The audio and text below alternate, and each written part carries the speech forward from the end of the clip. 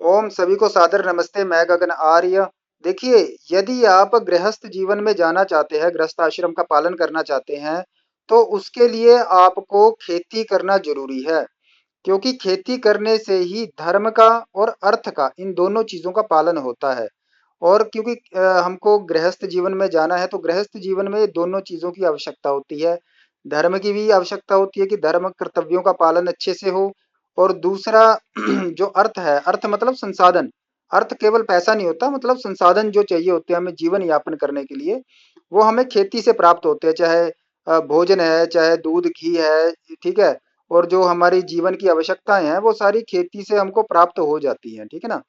अर्थात मूलभूत जो आवश्यकताएं होती हैं वो खेती से प्राप्त होती हैं। और नौकरी और बिजनेस में व्यक्ति जो होता है वो बिजी रहता है, उसमें अपने काम में ही लगा रहता है, वो कभी भी अपने परिवार को समय नहीं दे पाता।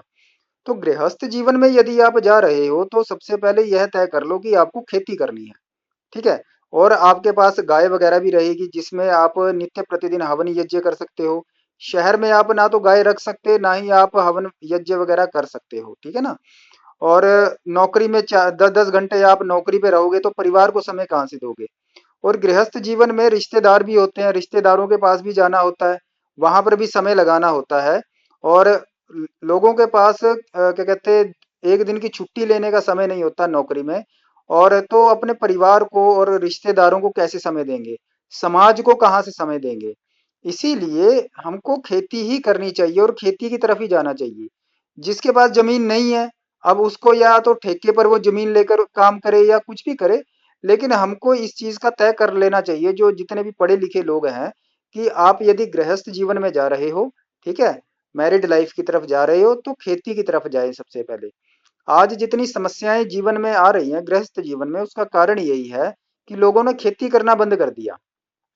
और आगे बच्चों को दिक्कत परेशानी आती है, ठीक है।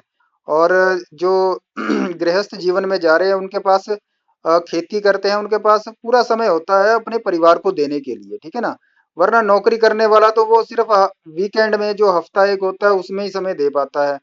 और बिजनेस करने वाला तो वो भी नहीं दे पाता, वो भी बिजनेस में 24 घंटे लगा रहता है। तो ये कोई जीवन नहीं है। असली जीवन जो हमारे ऋषि मुनियों ने कहा है, जो हमारी वेद की आज्ञा है, वेद की आज्ञा खेती करने के लिए, कृषि कर्म करने के लिए इसीलिए है, क्योंकि कृषि कर्म करने से ही धर्म का पालन हो सकता है। नौकरी और बिजनेस करने वाला व्यक्ति धर्म का पालन भी नहीं कर सकता अच्छे ढंग से, वह धर्म के नियमों का पालन ही नहीं कर सकता, लेकिन खेती करने वाला कर सकता है, ठीक है ना। और सब तरह के जो अच्छे पदार्थ हैं, शुद्ध पदार्थ है, वह ले सकता है खाने पीने के, जिससे वह अपने क्या कहते हैं, स्वास्थ्य को अच्छा रख सकता है, अपने बच्चों को अच्छा भोजन दे सकता है। और धार्मिक बना सकता है, कि धार्मिक संतान पैदा कर सकता है।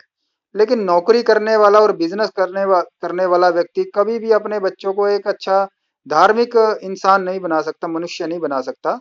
ठीक है, वो उनके पास थोड़ा सा पैसा ज्यादा हो जाएगा, और लेकिन वो बात नहीं बनती जो एक खुशहाल जीवन, एक सुखी जीवन होता है, वो खेती करने वाले का ही हो सकता है, ठीक है ना। तो इसीलिए यदि आप गृहस्थ जीवन में जा रहे हो, तो लड़का और लड़की दोनों को खेती के बारे में पता होना चाहिए। और लड़की को भी पता होना चाहिए कि मुझे खेती क्या कहते हैं, गृहस्थ जीवन में जाना है तो मुझे बच्चों को धार्मिक बनाना है।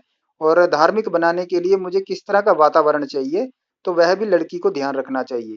शहर में रहने से कभी भी बच्चा धार्मिक नहीं बनेगा, ठीक है। तो ओम नमस्ते।